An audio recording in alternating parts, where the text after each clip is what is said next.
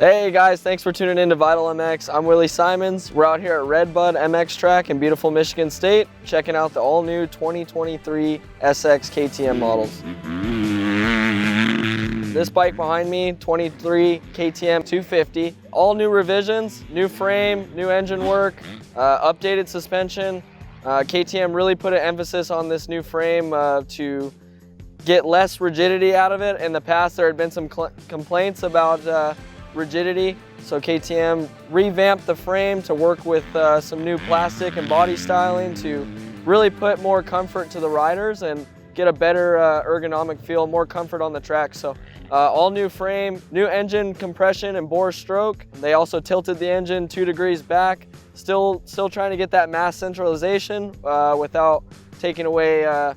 Their main goal was to get less rigidity out of the frame. So all new swing arm, all that stuff. So with this new model though, with the new higher compression and bore stroke, this thing really revs out higher, just like the classic KTM feel. But what KTM actually gained was more low-end hit, which they haven't really been known for in the past. And this thing was just a screamer. I had a real joy getting to ride this bike. They also did shorten up the shock on the back, KTM's WP exact shock. They lowered it just a little bit in the back with some updated fork settings. Super minimal changes today, even for how rough the track got. Myself, just running the standard 10.5 bar with just a few compression clickers to soften up, and thing was good to go. So no major complaints. Another new feature this year with KTM is they added another feature on the map switch for a quick shift, basically from 2nd to 5th gear. No clutch to shift up. That was the ultimate goal, was to speed shift. It seemed like myself and the other tester, Jacob, wasn't a huge fan of this. It just seemed like the RPM couldn't really hold as high as it should have been for how deep the track was. So obviously RedBud's super deep compared to our tracks back home at SoCal. So would like to get on this in the future and maybe try that feature back home. Tracks are a little bit drier. So just here we noticed that the RPM wasn't as high and you still needed the clutch to feather it to get a decent speed shift. So the new frame, obviously I had said in the past, and some other testers with Vital had talked about the frame being too rigid up on the neck end side of the frame.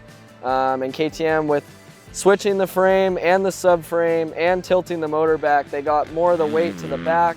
Also switching up a brand new swing arm, and man, this thing just really felt good. The track was super deep and ended up getting very rough. I had never been here myself, so just classic KTM power though. I ended up on map 2, no traction control, no quick shift, just map 2, and this thing was a real screamer. So as far as the rider cockpit, like they said, that with the new frame change, the plastics was more to get the rider up front, but also getting the weight more to the back. So I had a blast riding this thing, and I really hope that I can hop on it in the future and try some more stuff. Not only did KTM hit it out of the park with the no WP exact forks and shock last year, but with them updating it this year, it really made it super easy for us and all the other testers. I myself had never been a huge fan of air forks in general. I run spring stuff on all my personal bikes, but I really got to give my hat off to KTM. The last year's bike and then this year's bike, as far as suspension wise, really haven't had to change a whole lot. Just the standard 10.5 pressure. This morning the track was super deep here at RedBud, and I only think I went a few clickers out on the fork compression and a few out on the low speed shock, and that was it. And for as rough as the track got, which anyone that's ridden here or seen videos here, it definitely gets pretty rough. That's all I changed. So all these changes that KTM has made in the last 2 years to the WP stuff is definitely a step in the right direction. And with them shortening the shock this year and getting the weight off the front of the neck of the frame, you definitely feel that. So no major complaints with the suspension. And like I said, I had never been a huge fan of the air forks in general. But from a consumer standpoint, this is the best air fork that you can get on the market currently. Well guys, had a great time riding RedBud today. Really want to thank the whole team at KTM North America. We had a great time. They were super awesome and totally tended to us. All the bikes were great. Also want to thank Fox for supplying the gear for today's intro, and thank you to Vital as well.